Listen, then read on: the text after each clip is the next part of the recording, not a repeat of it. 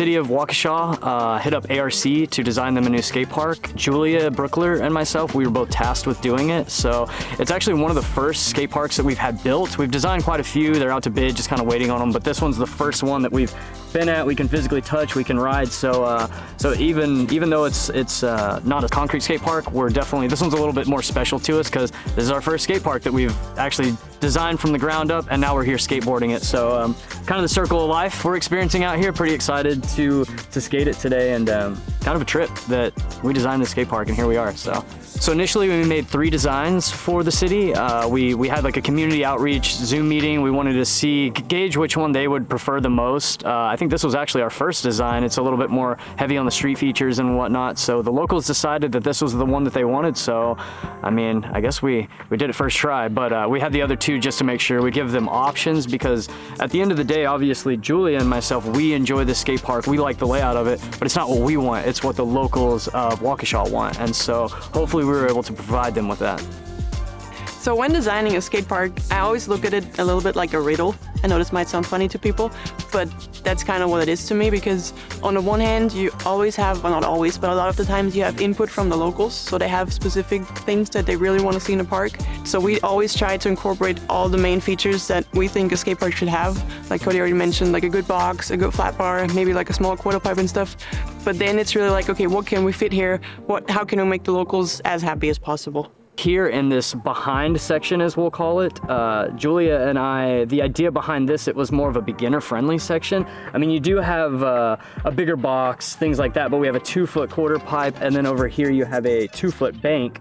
So, I mean, we kind of separated this. We tried to separate it from the park because we've been skating for years, and I know how it is to be a novice trying to learn how to skate. When you're out there, I'm gonna get run over, and then now I know how it is to be out there skating and not want to run over somebody learning. So I think that breaking that up and kind of differentiating a little bit of the 2, you can come over here, be a little bit more safe, and then also too, even if you're a professional skateboarder, this is still fun. So, and then leading into, we'll call it the east side of the skate park right here, you have a pretty standard 3-foot bank ramp next to a 4-foot bank ramp. That'll roll you in to get some speed for a nice A-frame. What I like about that A-frame specifically, what ARC did with this, on the front side, depending on what footage you are, I'm regular. So front side, you have the nice circle rail, but then back side, you have a square rail.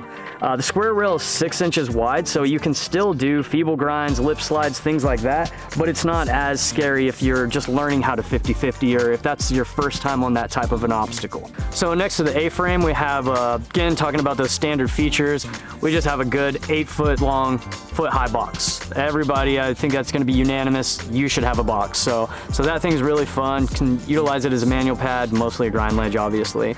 On the opposite side of that A-frame, we have a 2-foot spine. I don't know if anybody's really skated spines a lot. Those are the most fun things you can do. Has a shotgun style coping on it. I love it. It's beginners can rock over it. You're not going to catch your base plate or your trucks on it to where you'll get pitched. It's just a really good novice feature.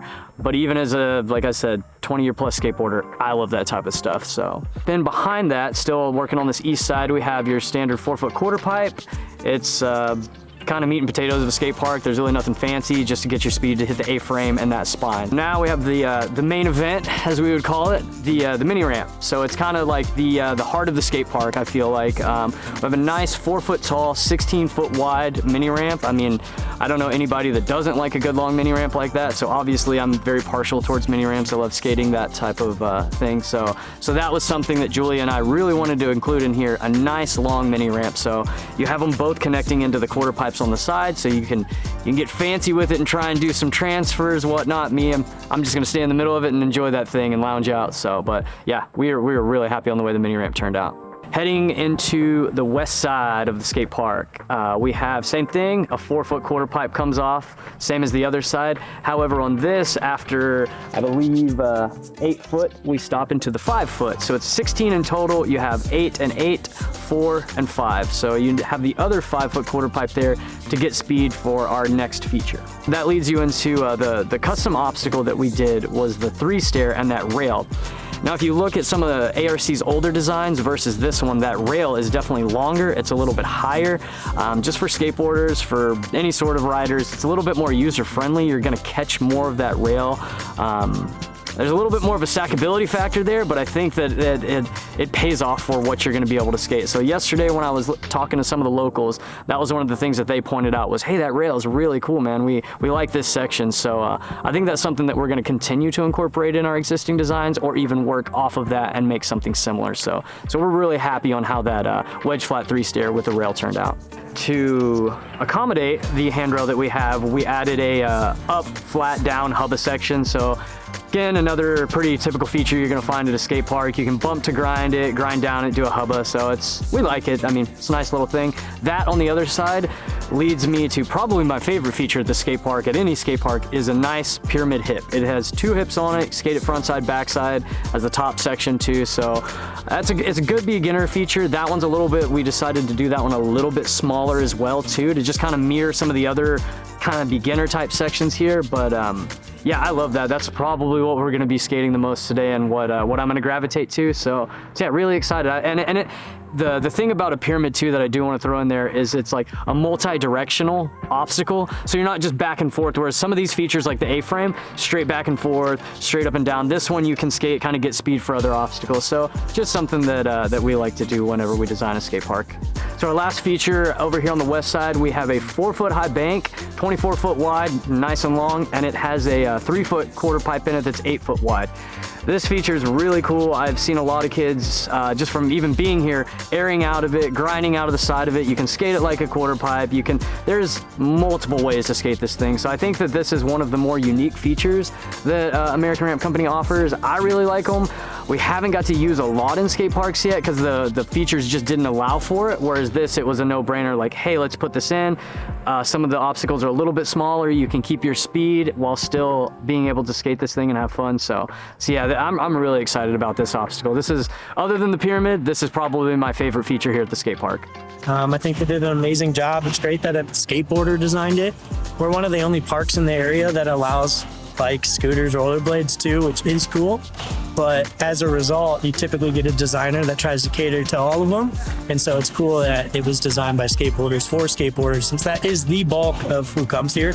But it's still designed in a way that no matter what you ride, BMX, whatever, you can still ride here. It's just really cool. Also, I think what's really cool about this park, that I feel like it's really a park for everybody. And when I say everybody, I mean skateboarders, BMXers, scooter kids, rollerbladers, but also all types of skill levels, because it has so many different features of different heights and different like difficulties, if you want to call it like that. So I really think that everybody can enjoy this park, no matter how old you are, no matter how good you are, and no matter what your choice of wheels are.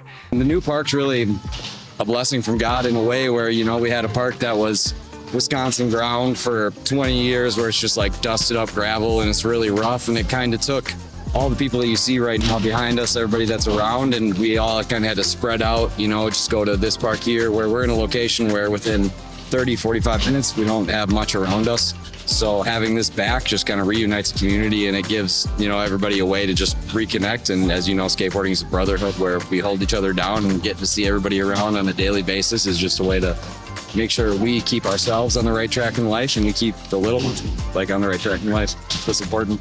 So that is the Horeb Springs Skatepark here in Waukesha, Wisconsin. So like I said, we're really excited on the way this turned out. Have a lot of unique, cool features here. Most importantly though, I just want the locals to like it. So yeah, but I guess we've kind of talked about it enough. I'm kind of itching to go skate the park a little bit. So let's stop talking about this and go skate the thing. So, all right.